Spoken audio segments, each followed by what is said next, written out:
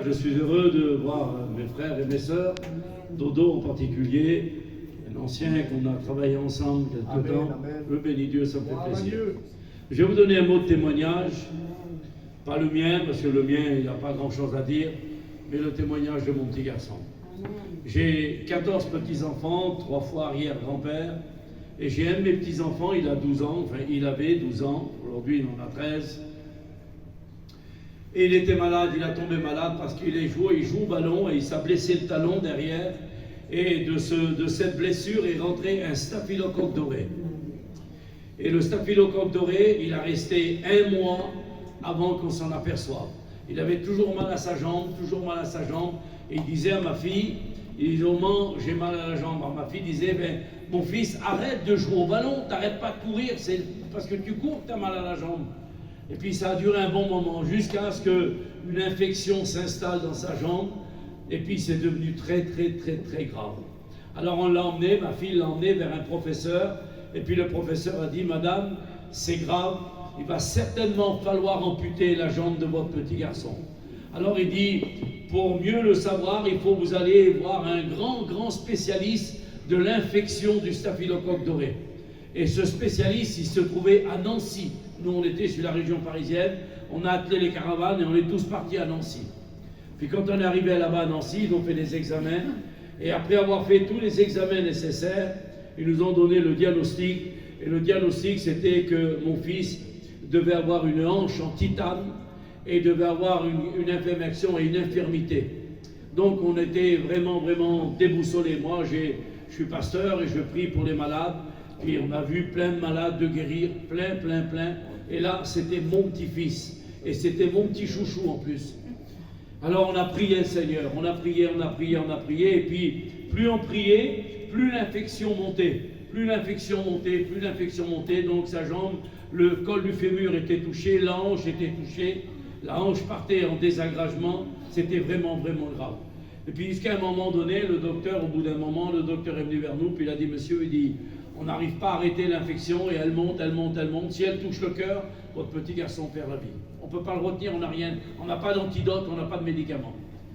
Alors j'ai dit, écoutez docteur, j'ai le jour où ça va vraiment, le moment où ça va être difficile, venez me le dire à moi, le grand-père.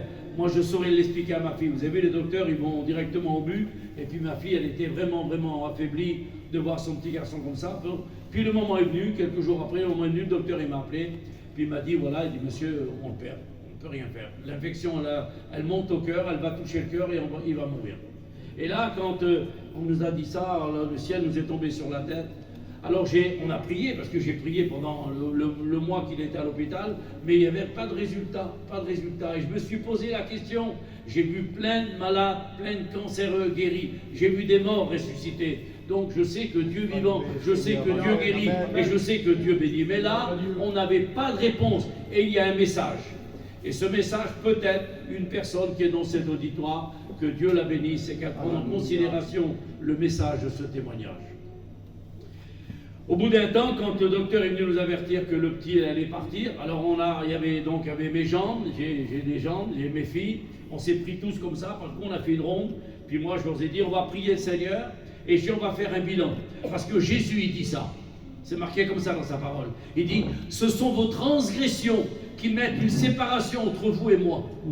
Et je savais, moi, qu'il y avait une barrière, je ressentais qu'il y avait une barrière qui empêchait la bénédiction de mon garçon. Alors on a prié tous ensemble, chacun notre tour. Bon, j'ai maintenant on a prié, alors j'ai dit, toi, est-ce que ça va bien chez toi, dans ton foyer, ma fille? Oui. Et toi, mon fils, est-ce que ça... Oui, mon père. Et toi, ma fille? Oui, mon père. Et toi, ma fille? Oui, mon père. Tout le monde allait bien, puis nous aussi, ça allait bien. Ben, je dis, Seigneur, c'est pas normal qu'il y ait un problème comme ça.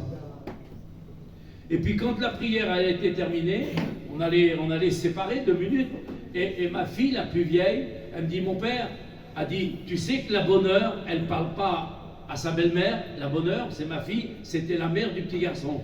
Elle dit, elle ne parle pas à sa belle-mère. Éternel de paix, mon sauveur, il a là la barrière. Alors il n'y avait pas eu de dispute, il n'y avait pas eu de bagarre, simplement un froid, et ma fille ne parlait pas à sa belle-mère. Bon, ça arrive, hein, il y a des belles-mères qui sont gentilles, des belles-mères qui sont un peu moins gentilles. Puis il y a des belles filles qui sont gentilles, puis des belles filles qui sont un peu moins gentilles. Mais là, c'était le cas. Alors j'appelle ma fille, j'ai bonheur. Ne me dis pas que tu ne parles pas à ta belle-mère. Mon petit, il est en train de mourir, là, tu vas laisser le petit mourir à cause que tu ne parles pas à ta belle-mère. David, prends la voiture et va à ta belle-mère, dépêche-toi. Et va à ta belle-mère et tu fais une grosse choupe. Mais une grosse que je l'entends d'ici l'hôpital. Tu la prends par le cou et tu fais une grosse choupe et tu demandes pardon. Et tu reviens. Elle a pris la voiture, elle est partie vers sa belle-mère, alors en pleurant forcément. Ils sont pris par le cou, la belle-mère, ils se sont embrassés, ils sont pardonnés, ils sont revenus à l'hôpital. Et mon petit garçon, il a été guéri instantanément. Le col du fémur s'est rétabli, la hanche en titane, il ne l'a jamais eu, il n'a jamais eu de chaise roulante. Et là, il est venu chez moi pour la Noël, là, cette année-là, parce qu'il a pris du poids, il est bien impeccable, il court comme un garenne et il joue au ballon. Si parfois, on ne fait pas attention, il y a un petit détail qui empêche une bénédiction. Et ce petit détail, ça peut être le non-pardon. Jésus a dit ça dans sa parole et je vais arrêter. Si tu ne pardonnes pas les offenses à ton frère, moi non plus je ne te pardonne pas, dit Jésus. Et si Jésus ne nous pardonne pas, on est perdu. Parce que c'est le pardon qui nous sauve. Alors c'est grave le non-pardon. Il y a peut-être des personnes ce soir qui ont peut-être besoin d'arranger un petit détail. Je ne sais pas, je ne veux pas rentrer dans le détail, je ne connais pas l'auditoire. Mais si c'est le cas, faites-le pour la gloire de Dieu. Alléluia, amen.